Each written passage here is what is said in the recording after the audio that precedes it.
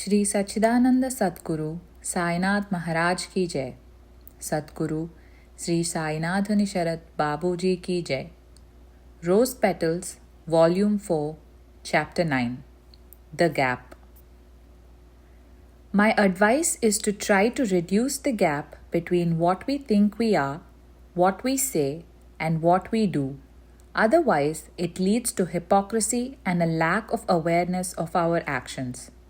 And what counts, what tells us who we really are, is not what we think or say, but what we do. If you think about it, you'll come to know the gap or disparity between your actions and what you say. For example, somebody says in Satsang, "I'd love to see you in Shirdi, Guruji," and of all the people, exactly that person is missing when I go to Shirdi. It always baffles me. Exactly that person is missing, and you don't know what causes that discrepancy. Whether it's concepts, pulls, or impulses, usually you don't even realize there's a discrepancy. Someone says, "I love to have your darshan during a big function when thousands of people come. It's so powerful." But exactly that person doesn't show up. I'm not complaining or saying it is wrong or that they lose something, but I want you to see the gap. You think you want something, but some subtle inner obstacle prevents you from following through. It is so subtle, but at the same time, it expresses itself so obviously on the outside. To an outsider, at least to me, the gap is so obvious, but to the person, it is invisible. They may say, "What am I doing wrong? What is the obstacle? I can't see it." So, what is needed is discrimination, discernment. Think deeply, inquire honestly.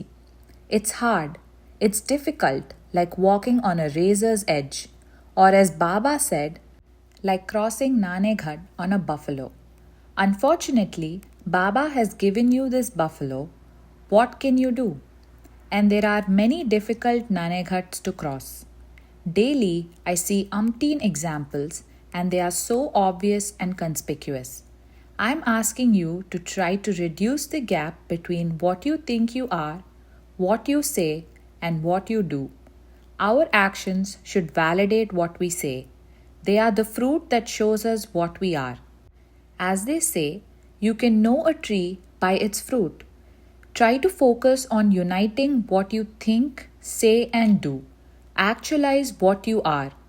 Then, at least on that level, there will be self-realization. When there is no gap, then we can grow. Devotee. Guruji, I feel I'm a hopeless case because I seem so far away from my object of fulfillment. I'm wondering if these feelings of hopelessness can be transformed so they can become more helpful on the path. Guruji. Yes, this so-called hopelessness can be used to make yourself more hopeful, which would then be reflected in your actions, and it can happen in different ways. First, what we say and what we do should be one, because the gap between what we say and what we do can be the reason for our hopelessness. Some people try to reduce the gap between their words and deeds, others give up entirely. If you really give up, then there's no question of a gap.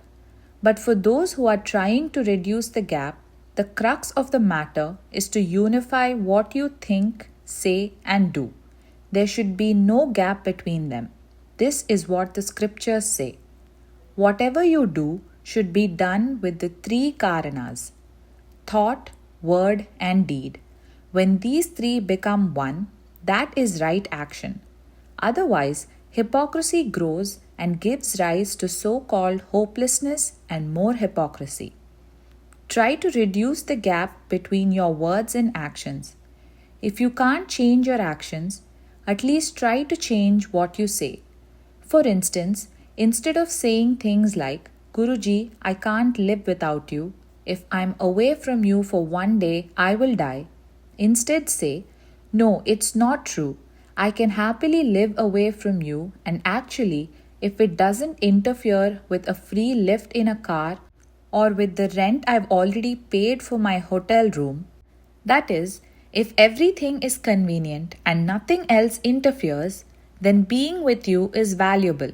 Accept that. That will give you a lot of clarity and self actualization.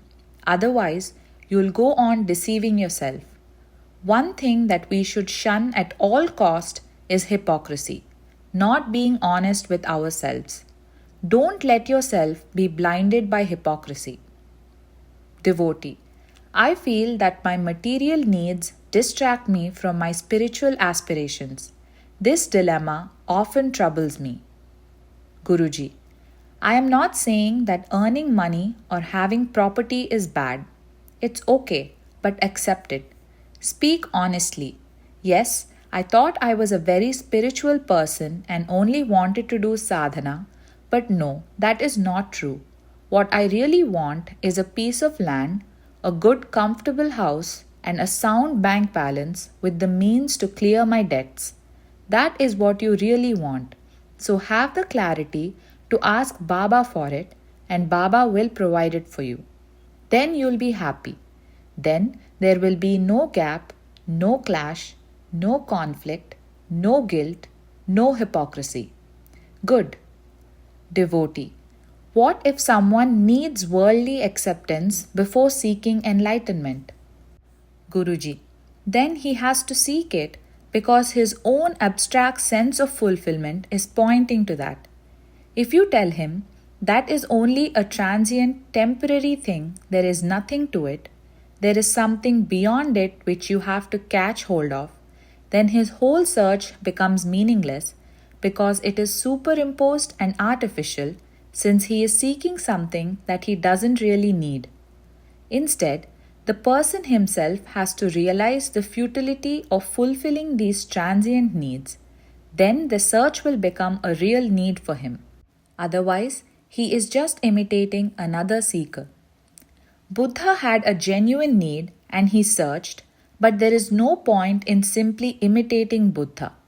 Are you really struggling so much to know the mysteries of life and the world? If you are, then you are a seeker and that is your need. But don't say universally that this is everyone's need. How do you sense your own fulfillment? You have to start from there. And your needs may change because your idea of fulfillment may change over time. If at every moment you are inquiring, I want to concretize my abstract sense of fulfillment, how can I make it concrete? How to realize it? Then even a small search, a so-called worldly search, becomes really meaningful. Otherwise, there will be a conflict. Some of the emotions you have inculcated and nourished will pull you toward the so-called spiritual, but most of your emotions will pull you toward the worldly. And that's where you stand. When it's not your real need, going for realization is like putting the cart before the horse. Devotee. For some people, it feels impossible to get the worldly things they seek. Guruji. So they have to try. If they turn to spirituality because they can't get the worldly things they seek, do you think that is real spirituality? It's even worse. Spirituality is definitely not a substitute for failing in the world. If they fail in worldly endeavors and turn to spirituality as if it was easier or less arduous, they will repeat the same thing they did in the world. In worldly matters, the success of the endeavor can be easily seen and we can't deceive ourselves, whereas in spiritual matters, we can just carry on in the name of a seeker, coining a respectable image while deceiving ourselves.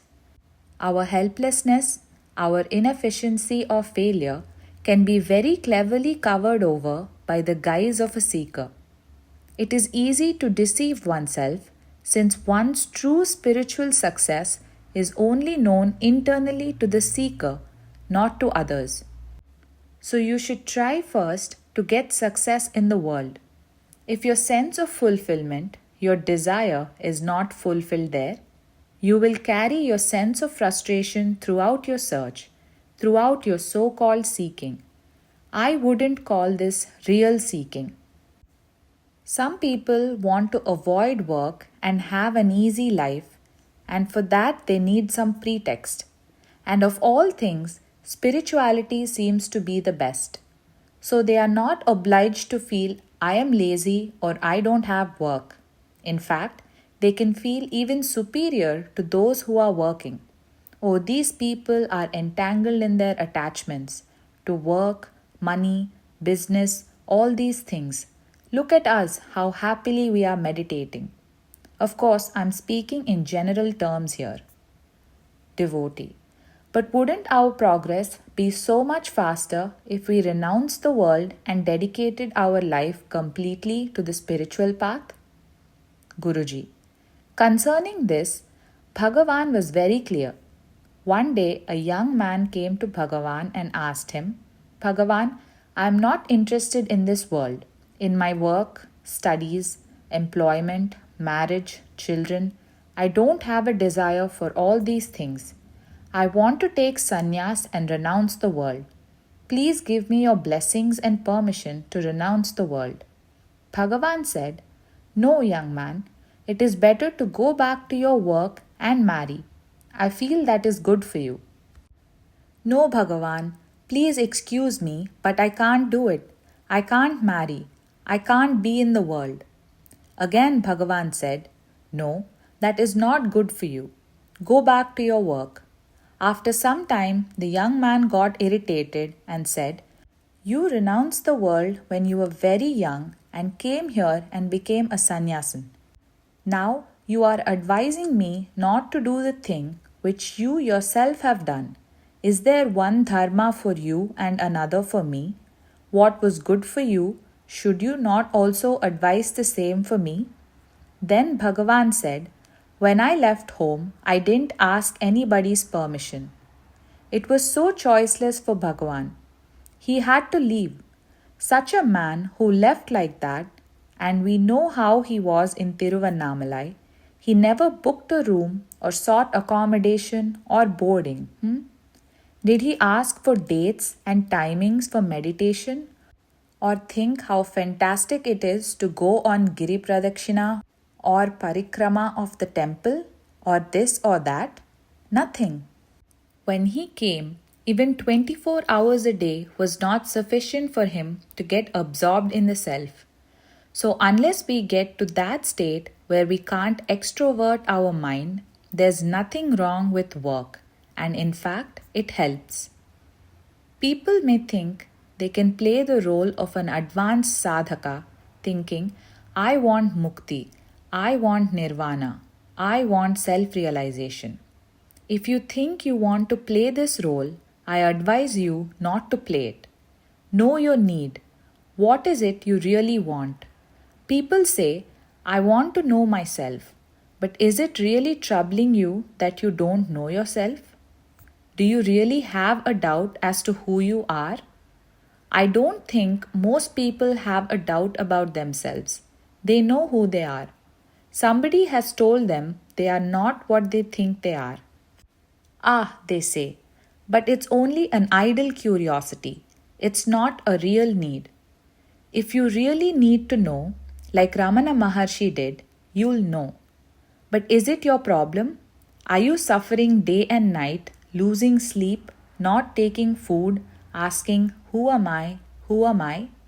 If you really act according to your needs, then you don't play roles. Don't focus on what to do in order to get enlightenment. What japa you have to do, what sadhana, what self inquiry, what meditation, contemplation, yoga. These all depend upon your genuine need and how honest you are. Otherwise, all these means will be nothing without honesty. Ramana Maharshi was honest. 1 minute of self inquiry, a fraction of a second of self inquiry, he did honestly, and he became realized. That honesty, that total integrity is needed. Devotee. Is there a reality or a truth that isn't a concretization of our abstract sense of fulfillment? Guruji. Fulfillment is an experience. Who bothers about some abstract truth or reality? When people really want to experience fulfillment, then what they experience is the truth. Now you are experiencing this unhappiness, this frustration, this lack of fulfillment, and it is true. But if you think you are already Brahman and already fulfilled, then it's not true because that is not your experience. If it's true that you want to get rid of this unhappiness, if it's true that you make the effort and succeed in getting rid of it, then it's also true that what you will experience then is true fulfillment. So let your whole life be true. Let it be based on truth. Why do you think your own experience is false and that the truth is written somewhere in books and has to be caught hold of? At different levels, they are all truths. It is enough if you are truthful to your own seeking, not to somebody else's or to something else. Be truthful to your own effort of concretizing your abstract sense of fulfillment. Then what comes is the truth of your own fulfillment. Devotee. What does it mean to live a courageous life? Guruji. In my view, the most courageous life to live is to face ourselves, trying to know who we are, honestly, without any hypocrisy, without any self-deceit. That is the most courageous life.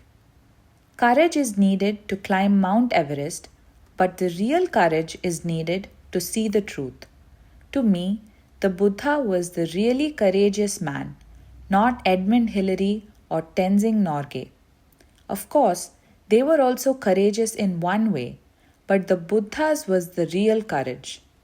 Most people live the life of a coward, of a timid person, unable to face the truth and get clarity. Everywhere, timidity, timidity, timidity. By being always fearful of losing our life, we lose our ability to live. To me, that is not life at all. When it is merely survival, where is the life in it? Devotee. How can we overcome our timidity and become more courageous? Guruji. By facing the truth. The most difficult thing to do is to face ourselves, to face our own hypocrisy. It's like this for most people. If at all you want to get rid of anything, get rid of hypocrisy. Devotee. Guruji, the difficulty in facing ourselves is that we are so good at deceiving ourselves, at putting our masks in the way. Isn't the true direction the most difficult to face? Guruji. I am not talking about directions or anything like that, only simple questions. Knowing your own hypocrisy is not very complicated. The first thing is to be aware of what we do, what we say, and what we think we want. See the gap between these three and you will come to know. Shri Sachidananda Sadguru Sainath Maharaj ki Jai. Sadguru Shri Sainath Nisharat Babuji ki Jai.